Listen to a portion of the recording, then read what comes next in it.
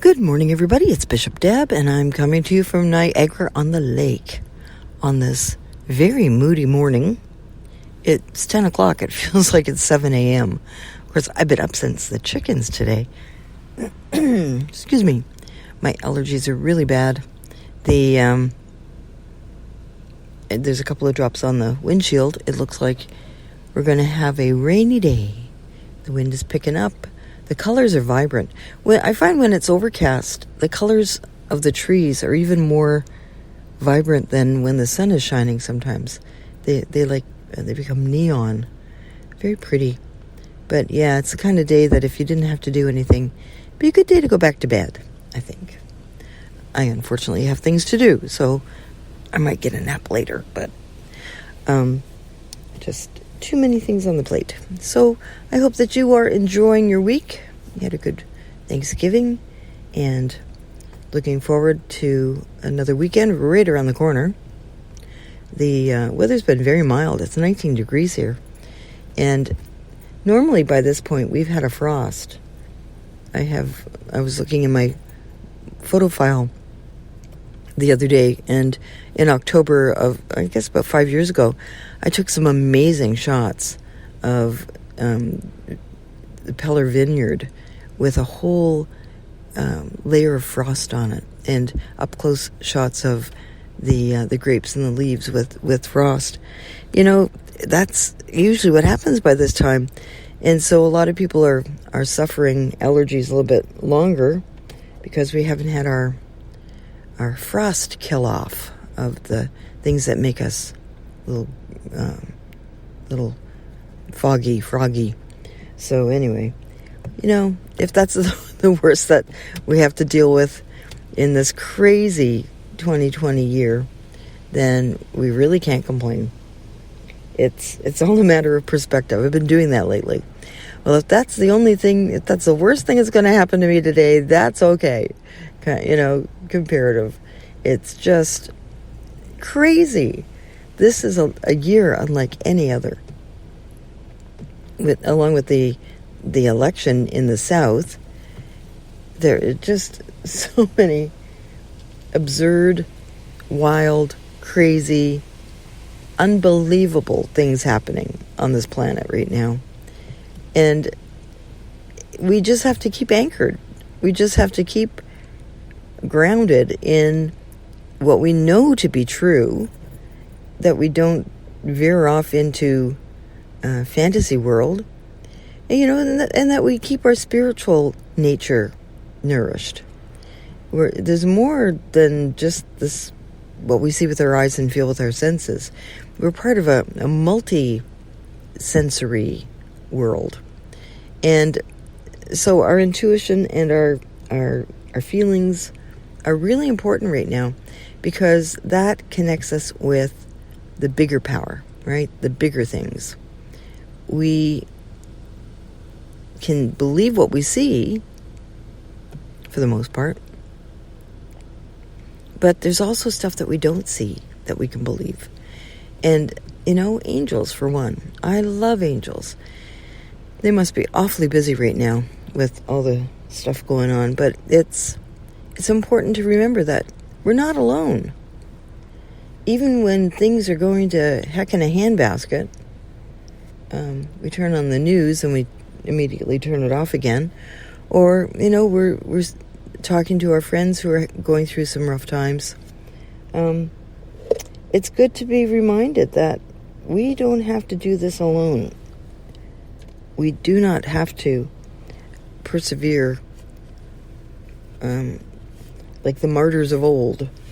We are helped each and every day by a force unseen, by a loving force, a caring force. And whether you call that God or however you name it, the divine force, the divine source of all, the animator, the creator, you know, we don't do this by ourselves. We are not here by accident. And things happen that turn our world upside down.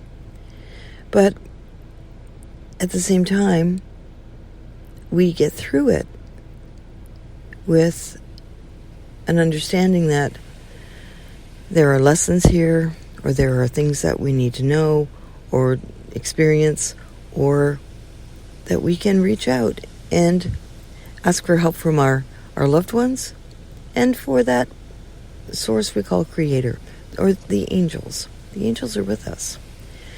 I heard some really interesting stories recently about angels in somebody's life. How they were driving along in a car and realized that a car was coming at them head on. And I want to say it was, kind of twilight. And this car veered into her lane, and she said her whole life flashed before her in that blink of a second, and she expected impact because there's nothing she could do. It was just that quick. And instead, it was actually a tractor trailer, now that I think about it. Instead, it passed her somehow in the same lane, like it did not impact her, and the back of her car was affected. She can't explain it. The car was significantly damaged, but she wasn't. She walked out of there, and the truck driver can't explain it either. But they were both spared.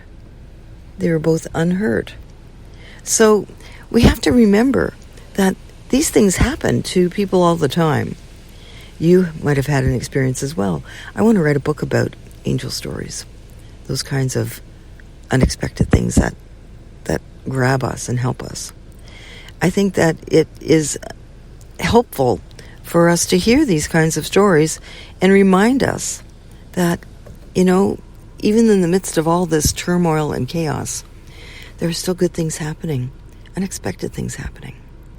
So, think about your day and how it goes. Think about the ways in which you talk to yourself. Are you using positive language? Excuse me. Are you treating yourself kindly? Are you being critical? There's so many ways that we sabotage ourselves, right? And there are enough people that want to do that. So that's what I've been aware of lately. How am I talking to myself? I can yell at the TV, but I don't want to yell at me, because we're doing the very best we can in the midst of this crazy, crazy time. And I find a lot of people are tired. Are you finding you're more tired than usual? I think it's the stress of these days. Change of the weather too. And Mercury is retrograde. But there's this fatigue. And maybe it's just like, when is it going to end? When is the bad news going to end? We have to start looking for good news every day. We have to start looking for stories that will uplift us, that we can hang on to. Even if you think about the good things that have happened to you in the past, right? The ways in which you have encountered something incredible out of the blue. Think about that. When did that happen to you? What has happened to you in the past that has been the most mind-blowing, wonderful thing? And hang on to that, so that you can balance the bad news, the tough news, the hard stuff, with an understanding that, wait a minute, okay, that might be that, but this happened. There's this too.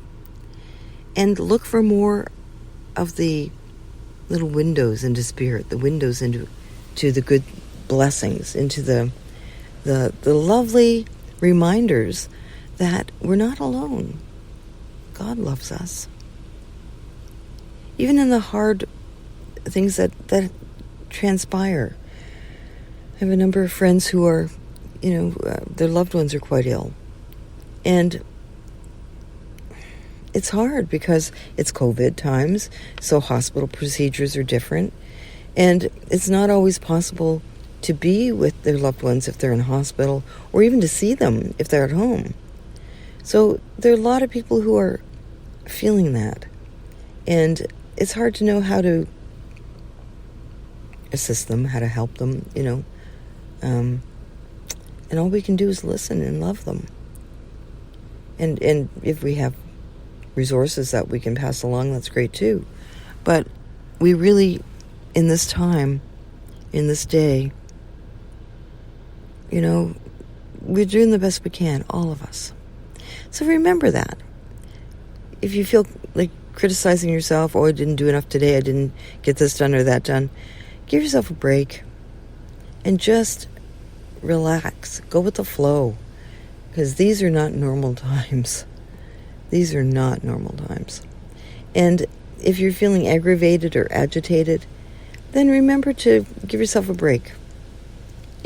Watch something funny on TV. Go for a walk. These beautiful autumn days just call us out our window, don't they? So it's good to remember that we're not alone, and we have so many loved ones who are there with us every moment of the day. They're available, and so is Creator. Suddenly there's a lot of people coming down here. I'm down at the park by the river, and they must be about to start some sort of construction because there's a convoy. So that's my cue to let you go, get you back to your day. I get back to mine, and remember that there are people here in Niagara Lake thinking about you, praying for you, and hoping for your highest and best. Talk to you again soon. Bye-bye.